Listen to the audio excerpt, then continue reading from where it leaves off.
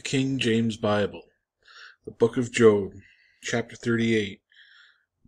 Then the Lord answered Job out of the whirlwind, and said, Who is this that darkeneth counsel by words without knowledge? Gird up now thy loins like a man, for I will demand of thee, and answer thou me. Where wast thou when I laid the foundations of the earth? Declare, if thou hast understanding.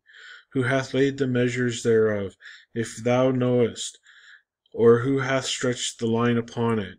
Whereupon are the foundations thereof fastened? Or who laid the cornerstone thereof? When the morning stars sang together, and all the sons of God shouted for joy?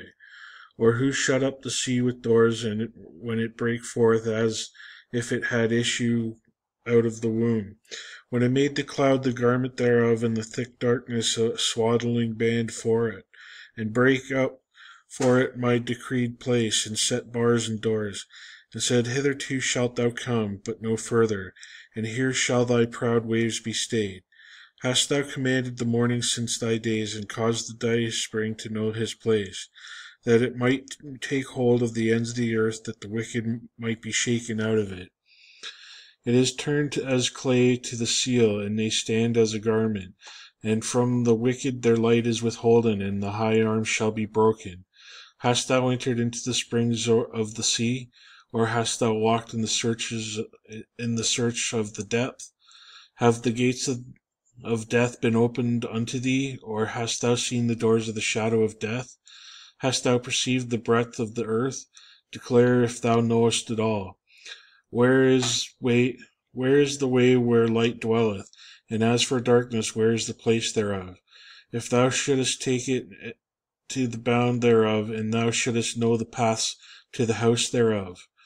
Knowest thou it, because thou wast when thou wast then born, or because the number of thy days is great? Hast thou entered into the treasures of the snow, or hast thou seen the treasures of the hull, which I have reserved against the time of trouble, against the day of battle and war? By what way is the light parted, which scattereth the east wind upon the earth? Who hath divided a watercourse for the overflowing waters, or a way for the lightning of thunder?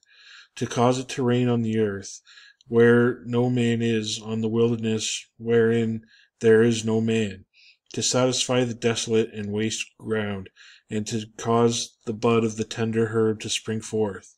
Hath the rain a father, or who hath begotten the drops of dew? Out of whose womb came the ice, and the hoary frost of heaven? Who hath gendered it? The waters are hid as with a stone, and the face of the deep is frozen. Canst thou bind in sweet influences of Pleiades, or loose the bands of Orion? Canst thou bring forth Messeroth in his season, or canst thou guide Arcturus with his sons? Knowest thou the ordinances of heaven? Canst thou set the dominion thereof in the earth? Canst thou lift up thy voice to the clouds, that abundance of waters may cover thee? Canst thou send lightnings, that they may go and say unto thee, Here we are? Who hath put wisdom in the upward parts, or who hath given understanding to the heart?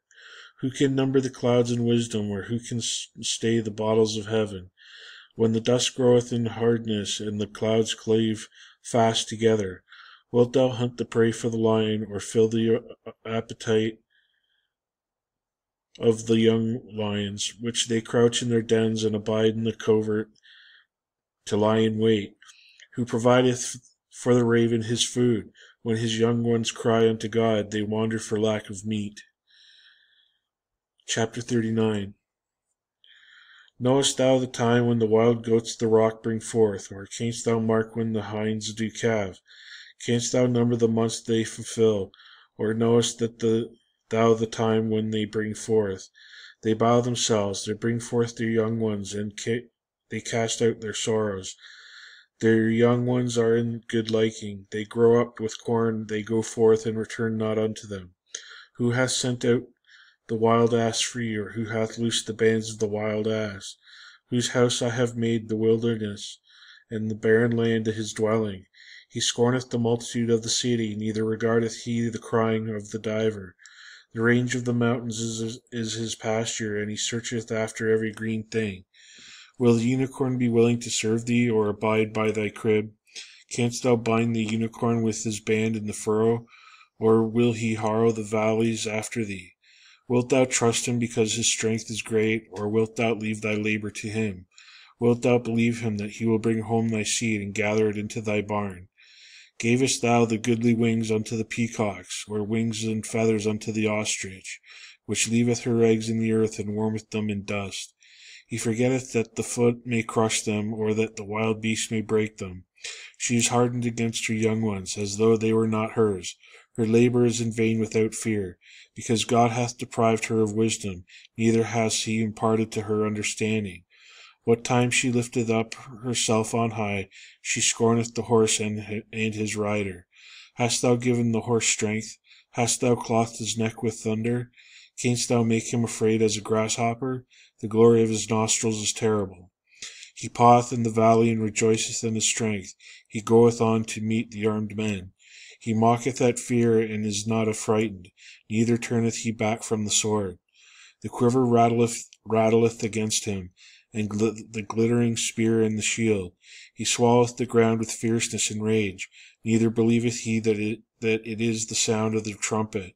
He saith among the trumpets, Ha, ha, and he smelleth the battle afar off, the thunder of the captains and the shouting.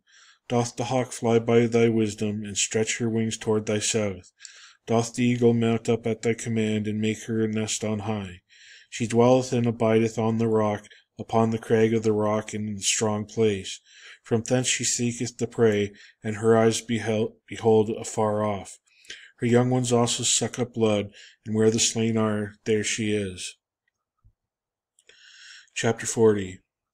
Moreover the Lord answered Job and said, Shall he that contendeth with the Almighty instruct him? He that reproveth God, let him answer it. Then Job answered the Lord and said, Behold, I am vile. What shall I answer thee? I will lay mine hand upon my mouth. Once I have spoken, but I will not answer, yea, twice, but I will proceed no further. Then answered the Lord unto Job out of the whirlwind, and said, Gird up thy loins now like a man. I will demand of thee, and declare thou unto me. Wilt thou also disannul my judgment? Wilt thou condemn me, and thou mayest be righteous? Hast thou an arm like God, or canst thou thunder with a voice like him? Deck thyself now with majesty and excellency, and array thyself with glory and beauty. Cast abroad the rage of thy wrath, and behold every one that is proud, and abase him. Look on every one that is proud, and bring him low, and tread down the wicked in their place. Hide them in the dust together, and bind their faces in secret.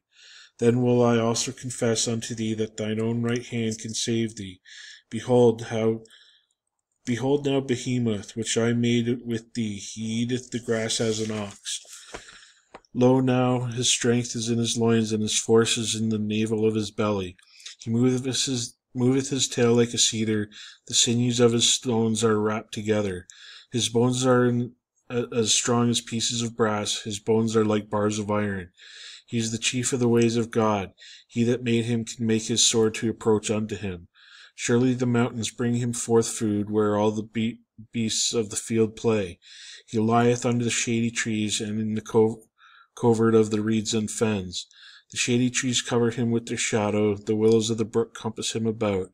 Behold, he drinketh up a river, he hasteth not, he trusteth that he can drop Jordan into his mouth. He taketh it with his eyes, his nose pierceth through snares.